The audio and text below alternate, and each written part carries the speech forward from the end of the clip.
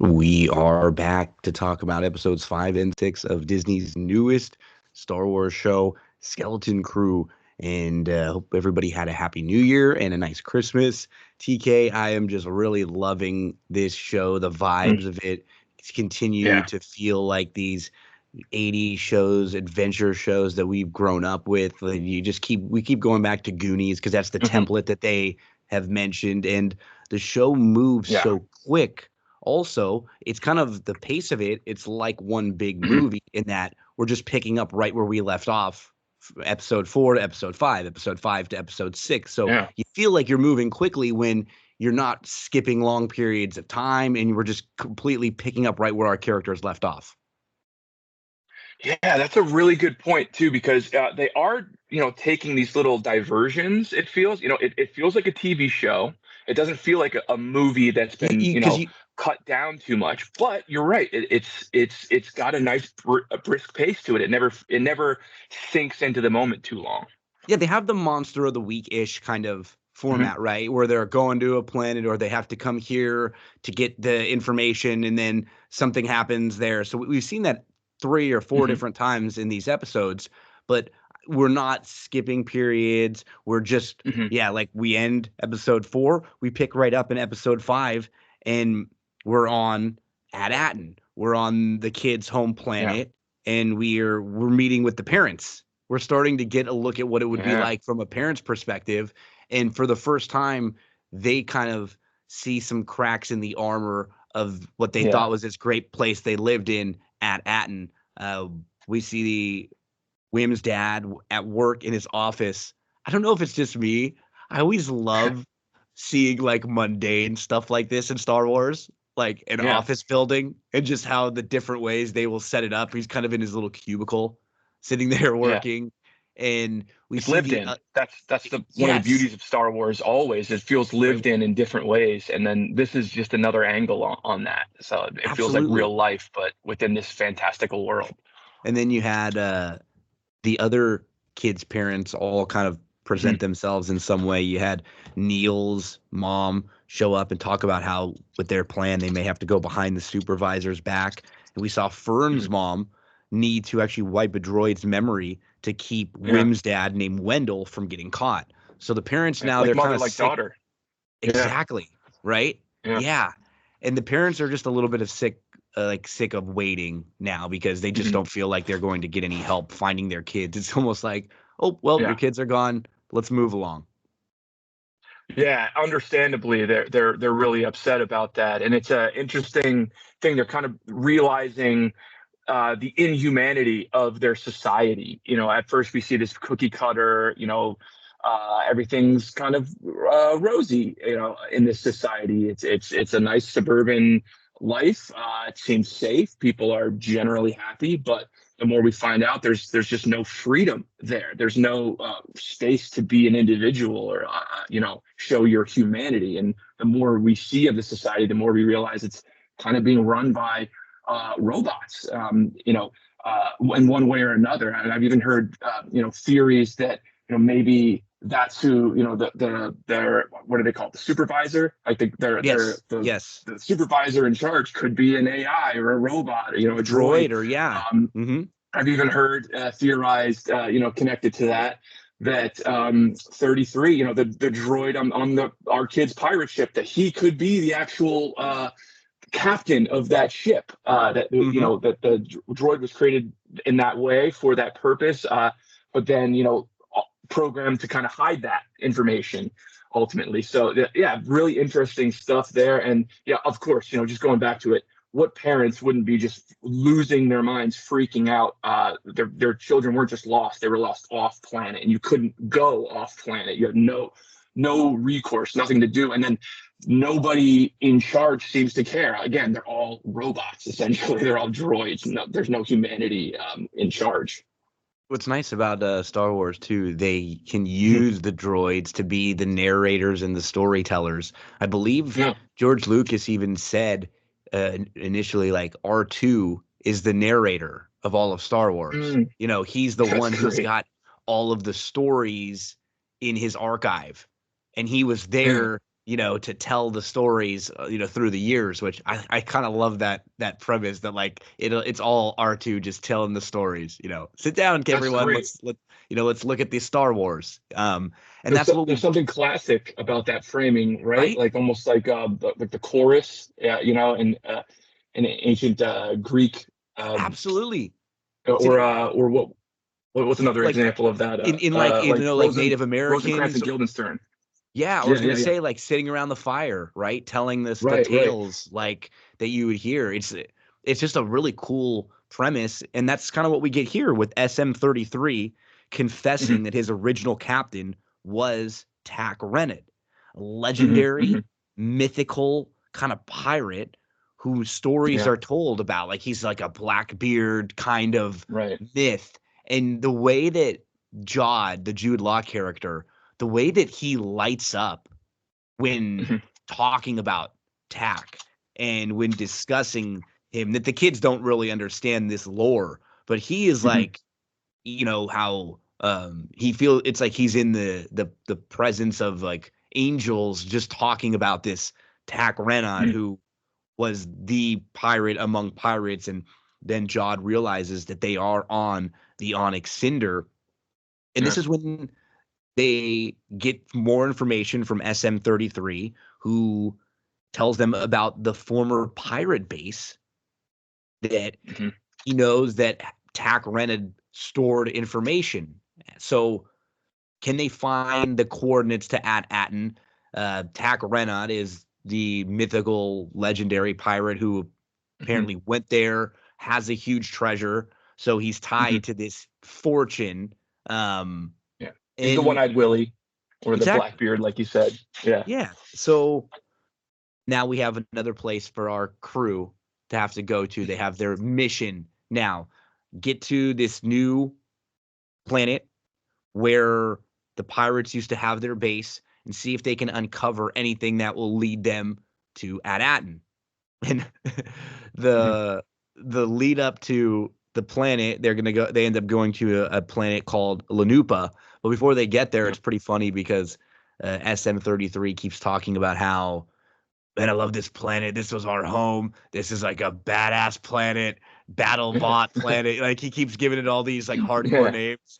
And then they get there and it's basically like a complete Yeah. luxury suite, like Yeah. a It's a spa. resort. Yeah, it's like a Yeah. big An like adult spa. sandals resort Yeah. spa with mud baths Yeah. with what they call pleasure yachts. Um Yeah. so it's funny, like he's just offended at how everything's become very bougie instead of the Hmm. gritty place that he remembers. It's like So Vegas, right? Like how Vegas became like Disneyfied. It used to be this absolutely like very, edgy kind gritty, of a place. Now it's family friendly. exactly. Yeah. And the planet's called Lanupa. So they get to Lanupa and they have to try to fit in as best as possible. So Jod disguises the kids as elders, which Yeah. is just a funny funny kind of sketch because we can blatantly see Yeah. they're all not elders. They're obviously the Yeah. kids, but he's able to kind of pay off the concierge, pay off some of the Hmm. workers at this spa in order to kind of have them turn their eyes a little bit. So Hmm. we really see each week now that Jod is Han Solo slash Hmm. Jack Sparrow from Yeah. Pirates of the Caribbean, where everywhere he goes, there's someone Yeah. that knows him that he's Yeah. had some kind of a shady interaction with. He owes some money, like he slept with them and he left. Yeah. Like they all Burn a few don't bridges. Yeah. like him. Exactly. But I did hear them on New Rockstars say you get the sense that he's like a certain level of evil, right? He's not like a Right. murderer, Yeah. like he's not that. He's just like the shady guy that you don't really want around because he's gonna stab you in the back at some point and try to steal your money. Exactly. Yeah, and they really push that to the extreme, to the edge, in this episode. They Yes. kind of leave you in that space for a while with the character, where he's a lovable rogue, but at the end of it, you at this episode 5, you start to think, well, this guy could be the big bad. This guy could be very Hmm. dark. I still think that he's not irredeemable. We've seen so much worse see redemption within the Star Wars universe. We've seen literal genocidal maniacs have ultimate redemption by the end of the story and end their story as a protagonist within this world. So he hasn't done nearly anything that would, disqualify him from that. But, jumping ahead a little bit, he He has his threatens heel some turn. Yeah. children. He has He- a really hard heel turn here, and he doesn't follow through with it. But it's very revealing that he is not a nice guy. He's not a good person at his core. Maybe he will become a good person, and he has that potential. But right now, he is just opportunistic, and he's willing to do very, very bad things to and get what he needs. they tease us with it because before he becomes his absolute worst, there's this Totally. moment where Yeah, he's I know what you're. Yeah. really like he shares this really beautiful moment with Wim when they're on the Mhm. ship together, Yeah. and you can tell that Wim, who has been really excited about getting out of his home, he's been Mhm. the Luke Skywalker living for adventure character. Wim's kind of hit a moment where he's a kid that's scared now, right? He's been Mhm. out for a while. They've been, you know, get kidnapped. They've almost died a few different times. They don't really know who he can trust. He just wants to be like in his bed, go to sleep in my warm bed tonight. Yeah. Dad's not there. Mom's gone. And now he's really missing mom. And you could tell Yeah. Wim is sad. And Jod consoles him and talks to him. And it's really an important back and forth sequence because Mhm. Jod tells Wim to rid himself of attachments. And Mhm. Jod says an exact quote from Qui-Gon Jinn. Yeah. Your he talks about how your focus determines your reality. It's exactly what Qui-Gon Yeah. said to Anakin in The Phantom Menace.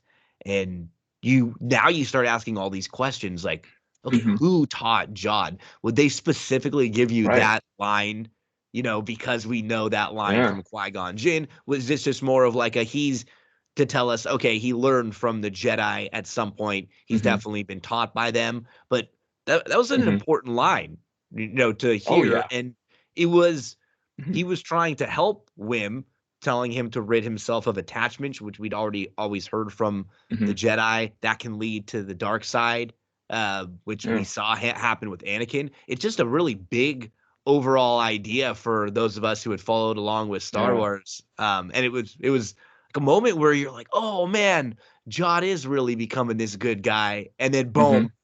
the rest of the episode, you see the little cracks because he's Yeah. getting bothered by the kids. They keep Yeah. playing Yeah. around. They're taking it's like with a parent when you're having to ask your kid 3 or 4 times to put their clothes on or get ready or do something. This is like you're Mhm. feeling it with him this episode. He's just kind of losing his patience with them. Yeah. And then it kind of Yeah. all leads to, I think, the moment when he sees the treasure and he's kind of like, screw these kids. Yeah. Yeah. Exactly. And to your point about the little cracks in the facade there, he also shows his just utter ruthlessness a little bit earlier before he, turns that toward the kids.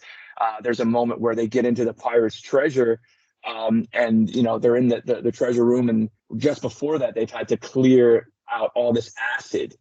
They've had to Yes. drain this room of acid to get through, and then the pirates, have been chasing him. They're on the other side of it. He has their droid refill the room with acid, seemingly killing all those pirates, or at least many of them.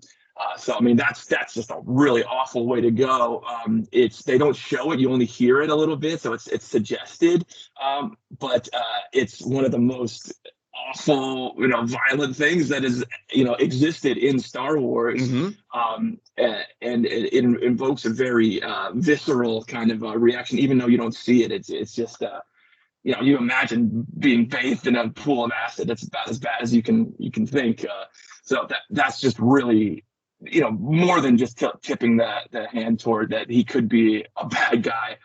But again, it's against people who are after them. They were willing to kill them. So you kind of let it go, but it's so ruthless that you just know that, ooh, there's more here. There's more to this guy, and he's capable of more than maybe we thought. But also in that moment with that conversation, that's so revealing. Like you mentioned, he definitely reveals to us that he has a background as a Jedi, so he's at least had some training as a Jedi. And then more specifically, like you said, it's Qui-Gon Jinn. So was he specifically was he a Padawan of Qui-Gon who maybe went off, like before Obi-Wan? Maybe he was like the first Padawan that didn't work out or something like that, or maybe he just knew Obi-Wan or knew Qui-Gon, or perhaps maybe that saying is just a common saying amongst Jedi, and that's just meant to connect to the Lord and let us know that he had some connection to the Jedi Order. But we see him use his force powers. We're pretty sure at this point that it's not just like a trick of magnets or something like that. We see it again at the end of the episode.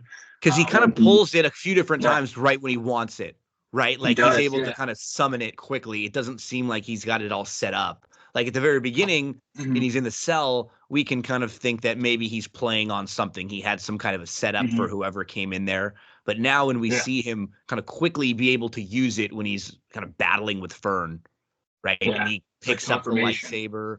And what I'm really, I don't know, curious, but he hasn't really, as you were pointing out, given away very much. And he's hiding it to keep himself safe, not give too much away, always keep whatever close to the vest. But he's only shown the kids a few little tricks there just to kind of win them over.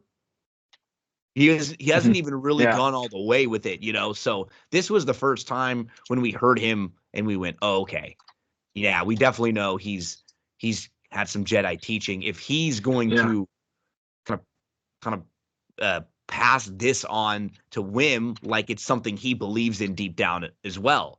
So this is it's more than just like I picked up this lightsaber technique from someone in passing. Like I think he was a kid, or he was in the temple, or he was being taught at some point to be a Jedi.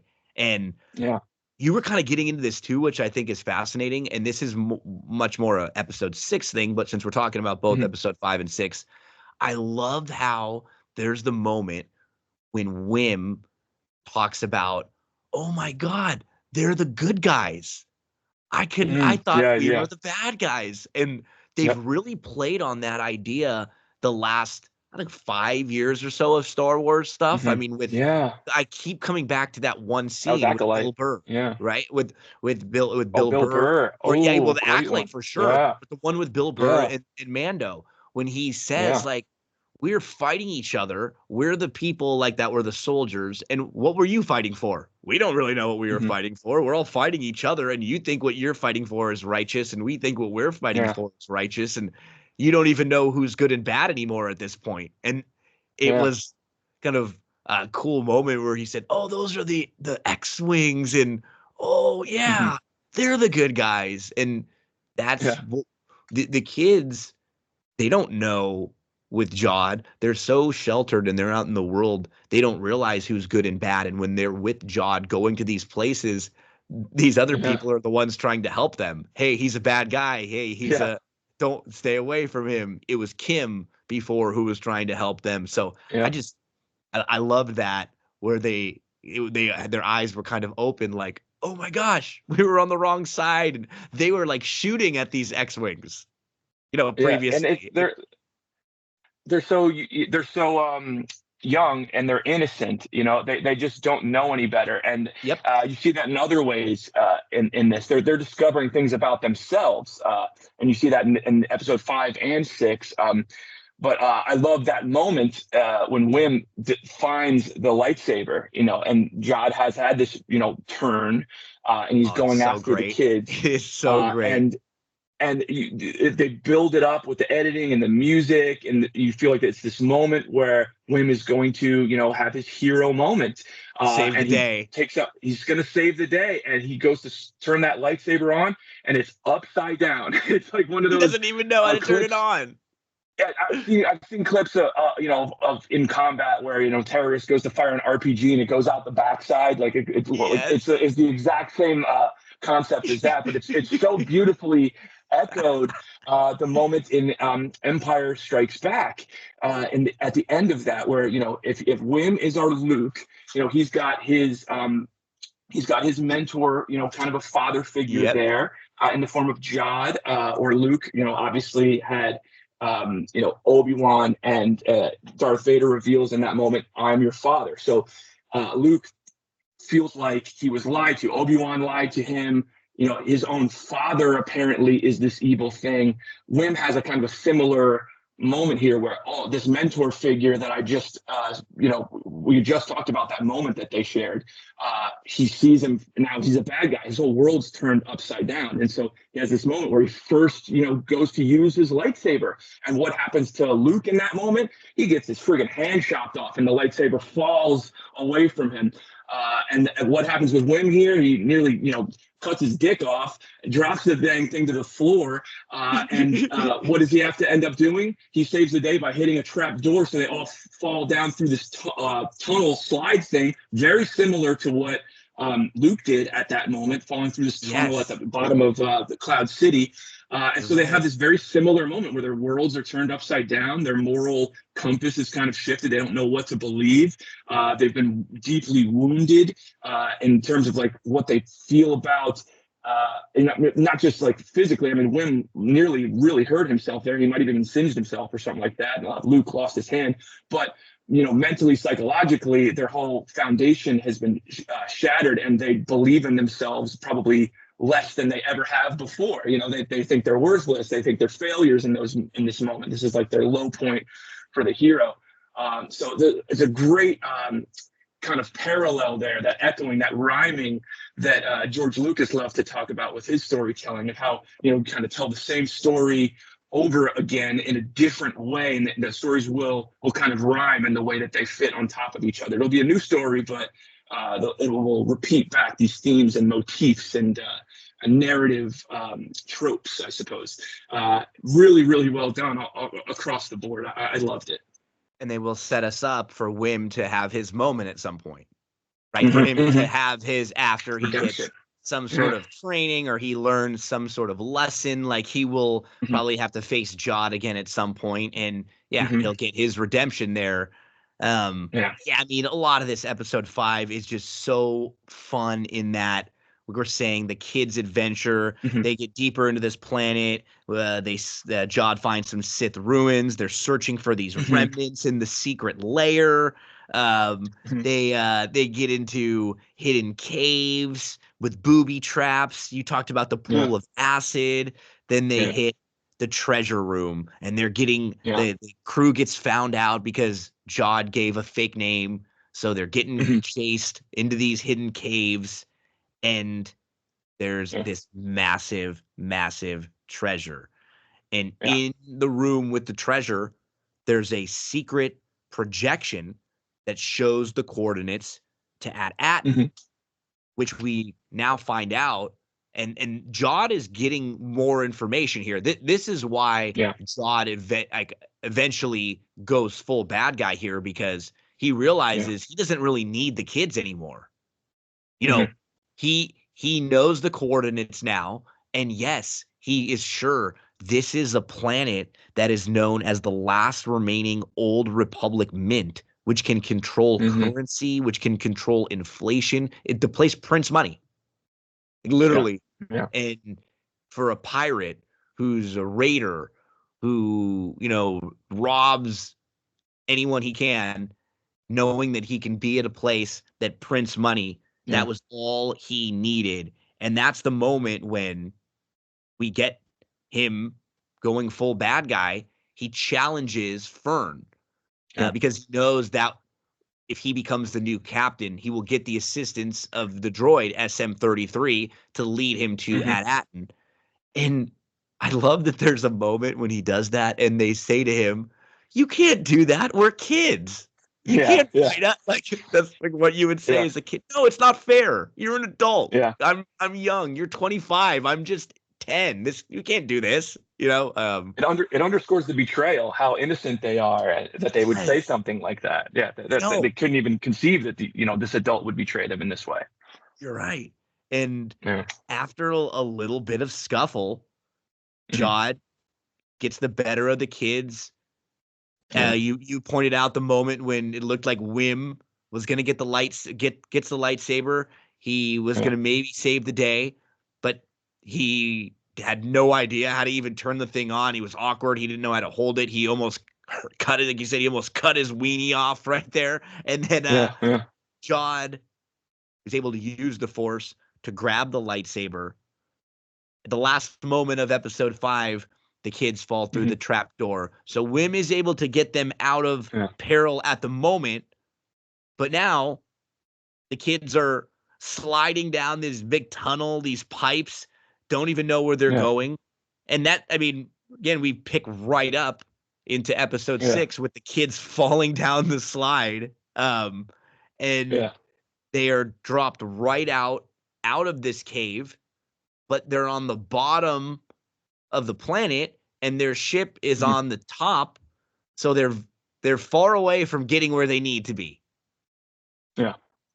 Yeah. And so that it's again how they've kind of broken up the overarching story of these kids get lost and they need to find their way back home, and there's a treasure amidst but each episode has a very nicely contained episodic arc, and so they just got to get back to the ship here. Now they're all the way on the other side of this place, and they have to get back to the ship. But what happens to kind of get in the way, and what's their obstacle this time? It's more internal. It's more the dynamics of the group start to fray a little bit, and that's where we see the conflict in this episode. Yeah, so they turn inward a little bit with the conflict. Yeah, they're not adults. That's the first time it starts to fall apart in that way. But throughout this opportunity, it's great storytelling because we get to mix and match kind of the character pairings, and we get to see them strengthen overall their bonds. Ultimately as a group, but separately as smaller, 2-on-2 pair in pairs, but then ultimately back together when they rekindle everything.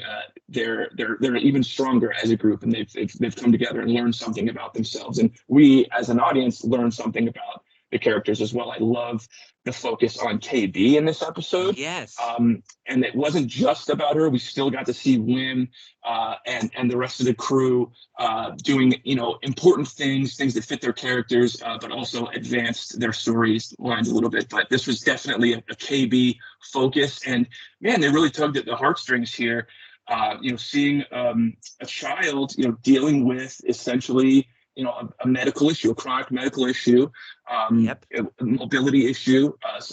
This ties into, what's the word? Handy capable.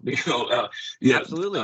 That sort of a thing, like living with handicaps in a way, and then also how that affects the group dynamics and how the rest of the group can, support an individual who might be differently capable.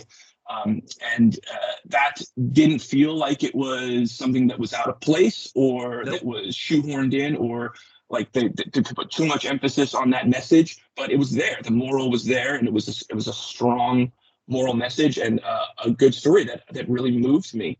And before we move on from episode 5, I just want to really quick point out, I loved episode 5. We're 6 episodes deep now. Not one episode has let me down. I love that. I feel like they're all very even in terms of like how good they are, and this one was no exception from that. The direction, really great. We've had all these really good directors, and I pointed out some other stuff that they've done. Obviously we've got John Watts with the Spider-Man movies, and we had blanking on his name now, but the director of The Green Knight and some other great things. But this one was directed by Jake Schreier, who is the director of the upcoming Thunderbolts movie. So I'm really excited for that. This gives us a little taste of what we might see there. The fun vibe that we might get there. Fun, and that's exactly the point I was about to make here. Is I thought that this was probably the most fun episode so far. It leaned a little bit more towards the slapstick, silly kind of a vibe, but I think it still it didn't jump the shark in that regard. It pushed No. it to the edge. And there was a really great slapstick moment, when they're all being kind of chased by the guards, on that pleasure planet.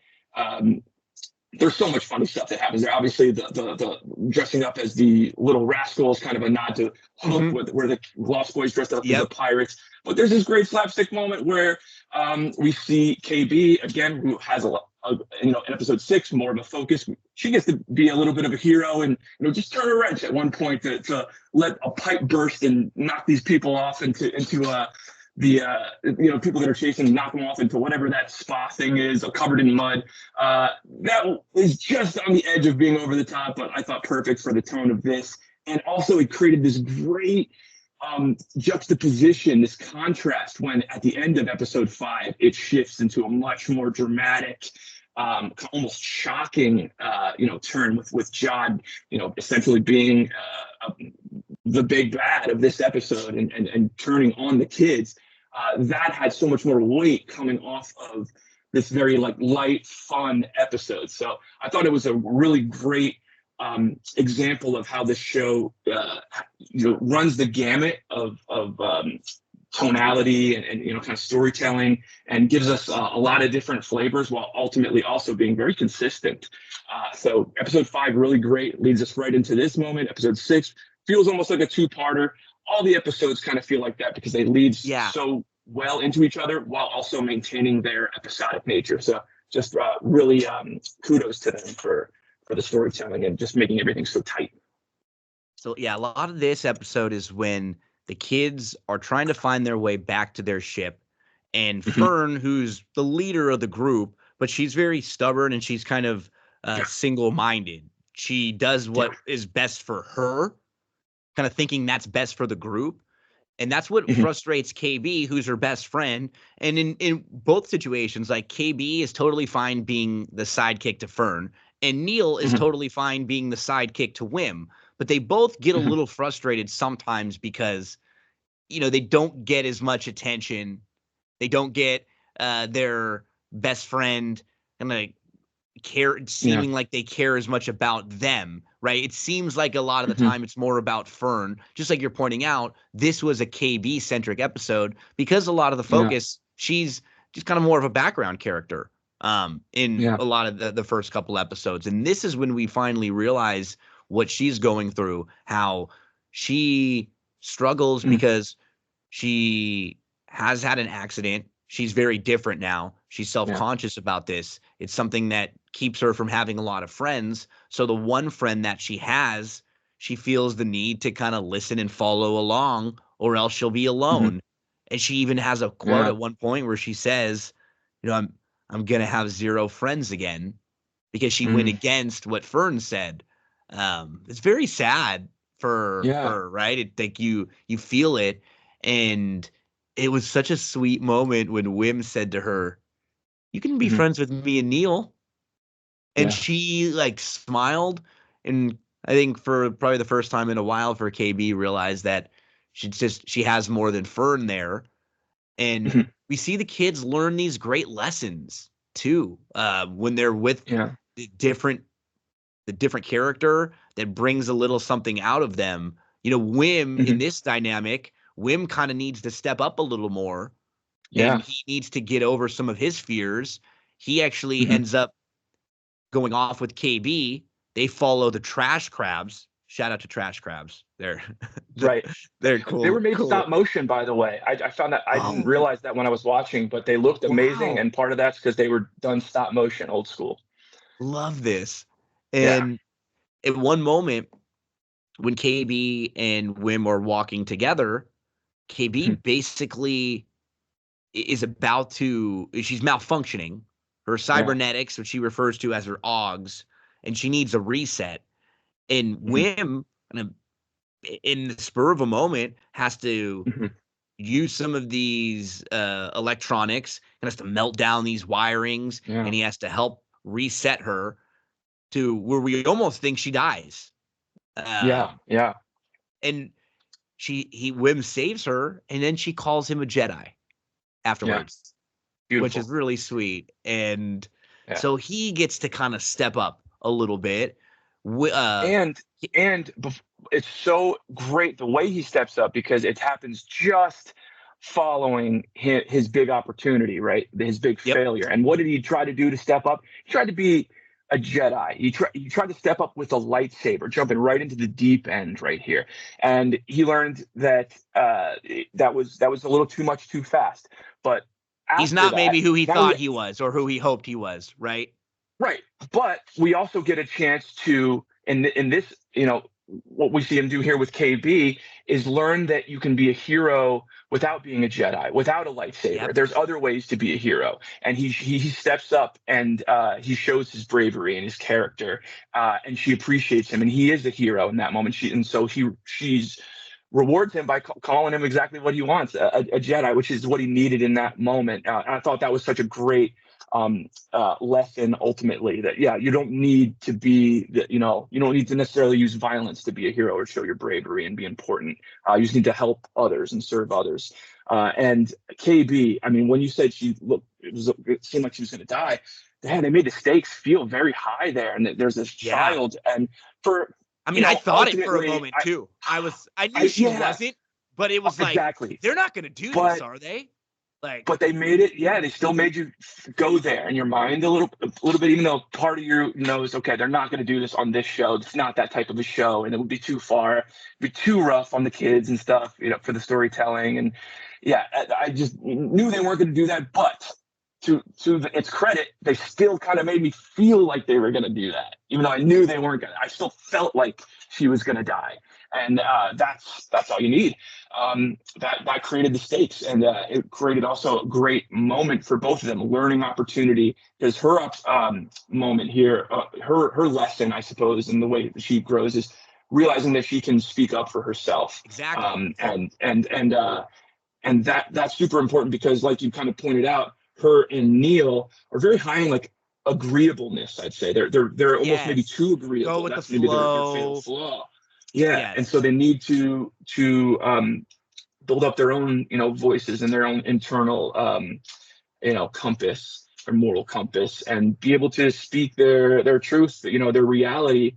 And in this case, the conflict was that what's her name, she wanted to Fern wanted to climb, and that was going to be something that like probably Neil couldn't do, even though he agreed to go follow her, so she wouldn't be alone.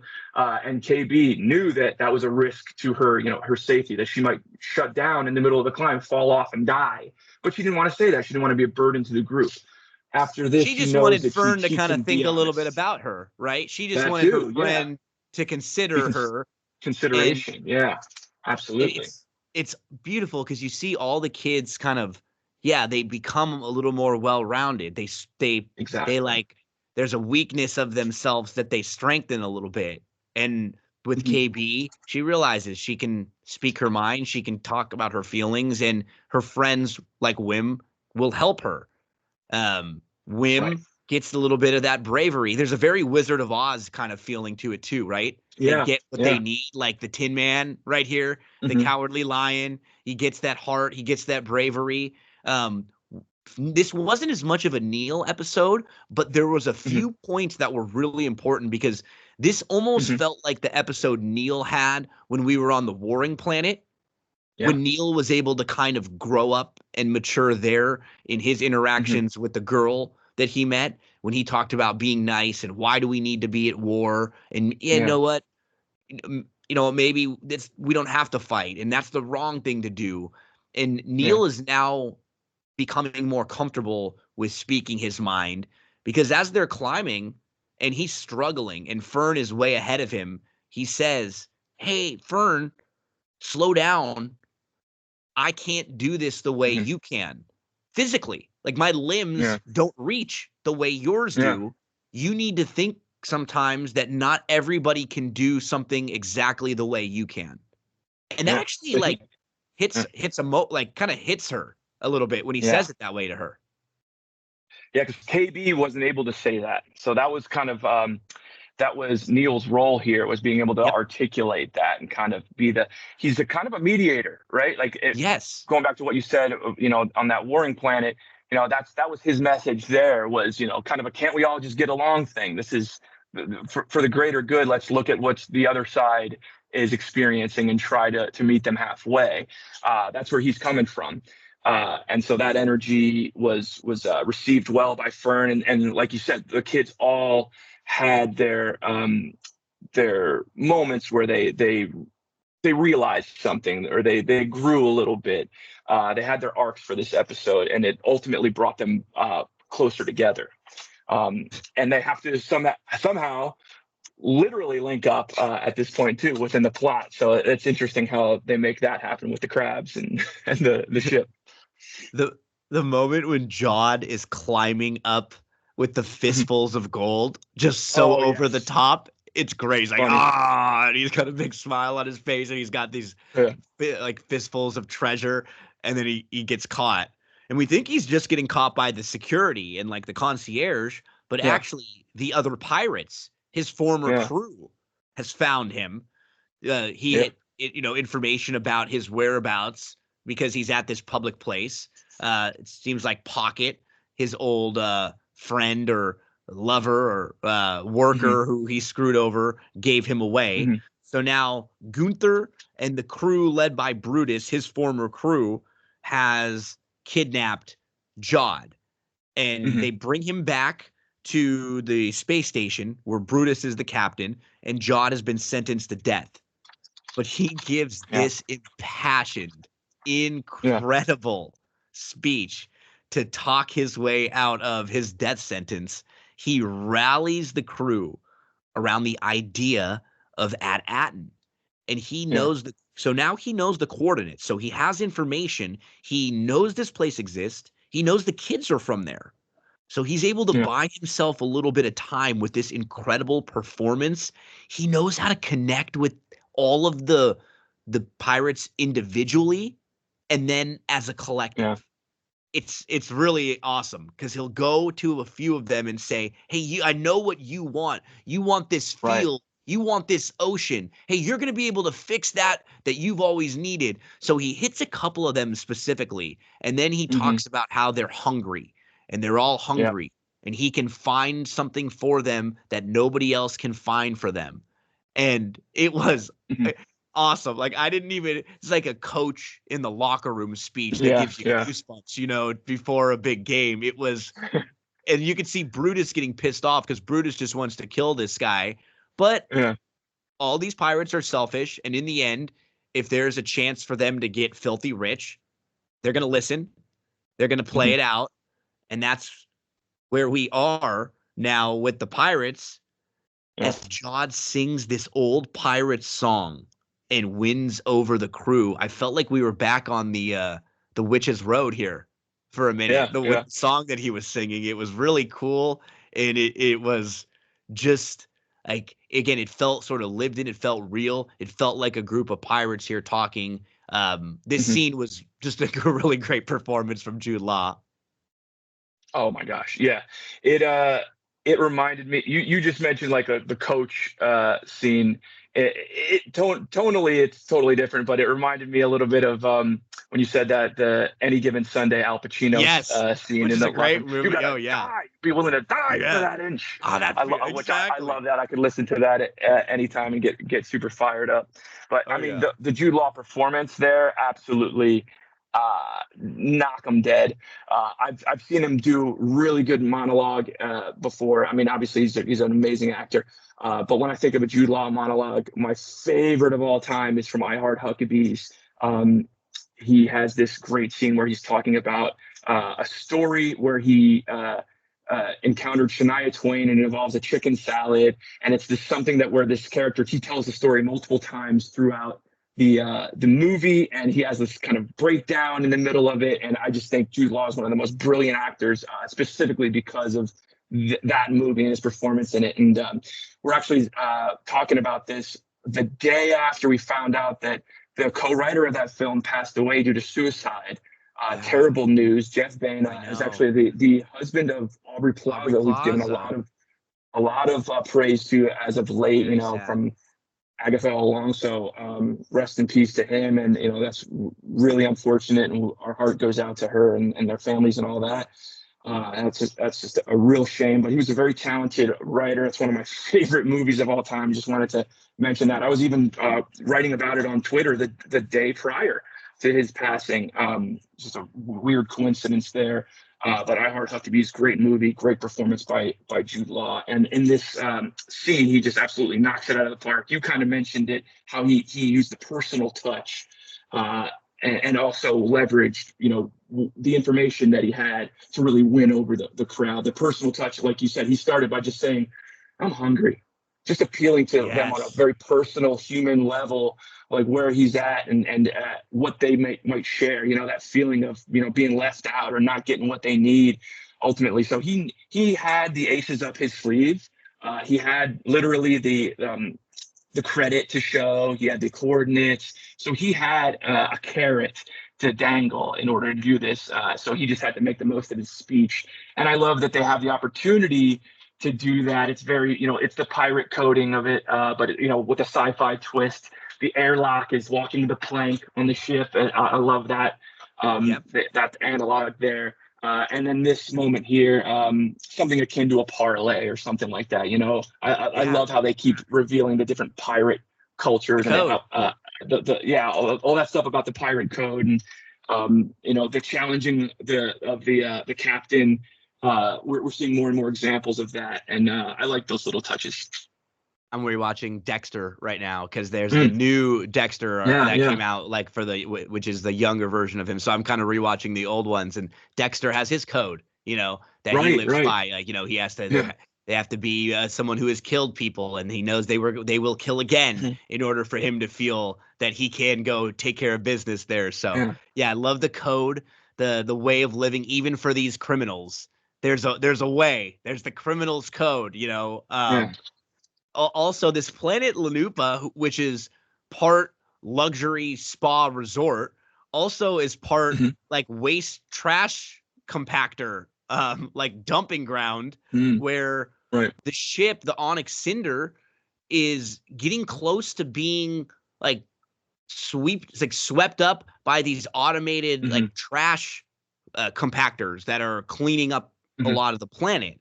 And so the kids are kind of on a time clock trying to get to the ship before it possibly gets destroyed, and they have no way out.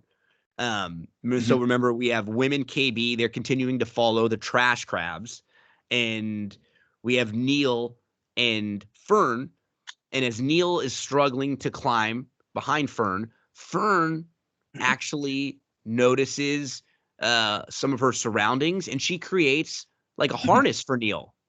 That's really nice and helpful. Yeah. So Neil has some security as he's climbing, and Fern can kind of help pull him up along the way. So you see Fern, instead of being really single-minded and just focused on herself, she worries about the group more here with Neil, and she helps Neil get to the where they need to get towards the top. They can't initially get in the ship, but they are on top of the ship, kind of having to hang on as our other two, Wim and KB, follow these trash crabs, and it doesn't work out how Wim was hoping. We have this massive, giant king trash crab that they are led to. And there's a moment where KB and Wim are in a little bit of trouble, but luckily Fern and Neil are able to perfectly swoop down and save the day. They jump right onto the ship. Again, we don't really feel like Wim and KB are going to get eaten by this crab, but it's a fun moment where they follow the little crabs to the big crab, and our main characters are kind of stuck in a scary moment until Neil and Fern get to save them, and they're reunited. And it was just a short time where they were apart, but they all learned something when they were apart, and they grew a little bit. They all had to grow a little bit. Yeah, and it's almost too cookie cutter, and I say almost because it's not too cookie cutter. I agree. It's close. It's perfectly like balanced, I feel, and it's narratively it's sound. It doesn't feel too contrived, which is the issue, I think, when It's just things work almost out a too little too clean. perfectly. Right. Yeah. But it's not. I feel like it's No. economical, and it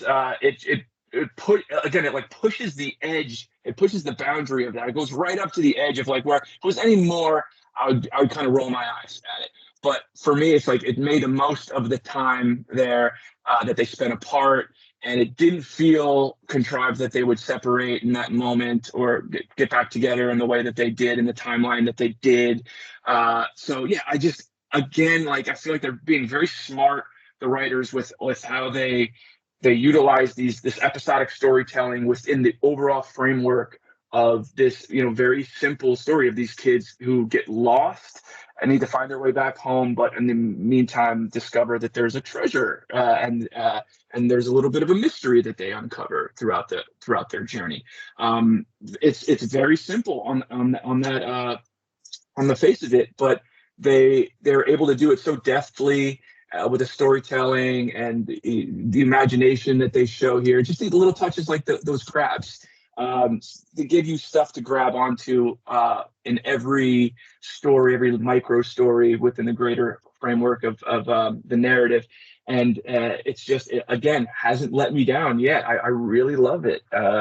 There's not much that I could say to critique. Even like the critiques I have are like, they're like these hypothetical critiques. I'm And saying like it almost they're not. goes too far. I was gonna say it's not. There's not much. There really isn't. Right. And as the kids now Mhm. feel like they may have saved the ship, we actually see the ship Onyx Cinder get picked up by this trash compactor, and it's about to get crushed. And the kids are in trouble. They're in the Onyx Cinder. Yeah. It looks like there's no way out of this trash compactor. We've seen the trash compactors before in Star Wars. And what happens, Fern, who is kind of the unofficial leader of the group, she's left with one real decision to make. There's an emergency button, a fail safe that they have been told never to push. But when they have no other choice, they're trying to work all of the controls. The ship is completely being controlled by this trash compactor. She presses the fail-safe button, and it's almost like the ship sheds this layer of skin and becomes like an exoskeleton. Exactly, right? And it shoots out, and instead of the old, beat-up, dirty, grimy Onyx Cinder, it's like this new, smaller version that shoots out. It's almost like, you think of like a boat or a ship, and they've got the little emergency ships that can go out of it. We've seen this in Star Wars too, where they have the big space station and they have the little ships that can go out of it. This is kind of what this was. Really cool moment. It was a really intense moment with all of them when they had to make the decision. And again, it was almost, we kind of saw what they had learned. Like Fern felt empowered, I think, again, to make the decision because she's thinking more about the group a little bit more on the whole. And so we see our young kids learning along the way. And now as we end this episode, the kids are now flying this ship. They leave the planet alone. And this is our crew, all of them kind of mastering a different part. This group of kids are lost alone in the galaxy trying to get back to AT-ATN. Yeah, and it's great too because they had a little taste of manning those controls earlier when they had to face off against those X-wings in the previous episode. So in this moment when they're escaping, they kind of have their roles where they know what to do on the ship, and it makes it's that little bit of information that makes it believable to the audience that okay, they've done it before. It's not just fresh for them. Even though you think about it more, like there'd be so much details to their jobs of flying these ships that you would imagine that there would be big gaps in information that would cause problems. But regardless, it's a story. They gave us enough to work with and kind of suspend our disbelief, and it's a fun moment to leave off on. I think you mentioned it a little earlier. I forget exactly where it came in, but we had that moment too with the X-Wings again, where they come back and they realize that the X-Wings are the good guys. When basically says as much, and that's an interesting moment too. I saw it. That was a little like a Deus X-Wing Machina right there, where it was like all was lost, and all of a sudden X-Wing comes and saves the day for them. But it gave him that moment to realize that, oh yeah, Jod's bad, and they said that these guys were bad. He said that these guys were bad. They must be the good guys after all. And he has none of these kids have any context of like, the war or the Republic or I don't even think they know about the Empire. So it's all brand new to them. The X-Wings is like a mythical thing, and that now they just realize that they're probably good guys. So I love that little moment, that tidbit there. And then we have the group that we've come to know and love so far. They're separated now, right? So we've got Jod Nah and all his aliases with the droid CM33, and then the rest of the pirates, and then we've got the kids, and they're all headed toward At-Aten. So I'm really interested to see how they converge again, how both groups intersect with whatever is going on in At-Aten, and like how are we going to find out more about that. We haven't checked in with the parents in a little bit now, since like the beginning of the last episode. So what's happened on their end? When are they gonna have a meeting? Are they doing anything to subvert the authority locally on At-Aten? And what are we going to find out about, like, who's running the show, everything? What are we going to find out about the true mystery of what happened with these pirates? Is there a possibility even that these pirates have somehow ingrained themselves or established the hierarchy, or the ruling class, the ruling class on At-Aten right now? Maybe that's why things are so secretive over there. Maybe the pirates are running the show behind the scenes, or maybe it's like an AI installed by the pirates. Really interested to find out all this stuff, and it's just been a blast along the way. So I can't wait to see the last 2 episodes, what they have in store for us. We always talk about sticking the landing. This is the first time I've really felt like they're gonna stick the landing. Like, I don't feel, I know I'm gonna knock on some wood right now on my desk here, but I don't have any nerves or trepidations about where they're going with this. I feel like they have a good plan in play. It's been so even keeled throughout the series so far that it's like I really don't expect that they're going to let me down. I feel like there's going to be something really worthwhile at the end, and I'm super invested in Jod Nah-Nah-Wood and his Jedi backstory. Is there another Order 66 flashback we're going to see? Is there what happened to him to separate him from the Jedi Order, or maybe bring him toward the dark side? Obviously he's not fully dark or fully light, so like, what's his story? And I would love to see another Jedi or Jedi adjacent character killing it. I mean, I loved what they did on the Acolyte with the Jedi stuff there, the Dark Jedi, the Sith stuff there. Obviously, a lot of issues with that show. None of those issues with this show, and the lore surrounding Jod is just really, really intriguing. So I'm excited to see what they do. I really am. We will be back to finish up recapping and reviewing the final 2 episodes of season 1 of Skeleton Crew. TK, man, I really appreciate it. We've been in the middle of that holiday time with Christmas, with the New Year's. Everybody's off. Everybody's got parties and family stuff, and everybody's getting sick. And you always find some time to help us out, man. I know you're busy and you got a lot going on. So we always appreciate it. And I look forward to talking with you the next couple of weeks about these final 2 episodes. Same. Thank you so much. Really appreciate it. And I look forward to talking with you too. We'll be following along with Tim Is Not Funny on Twitter and on Instagram. Make sure to check out the amazing projects he's done with music, with movies, stuff with his wife. Very, very talented. And you'll hear him again the next couple weeks talking Skeleton Crew, the final couple episodes of season 1. Make sure to check this one out. But don't go anywhere, folks. We have a lot more to discuss on this episode of That's What G Said.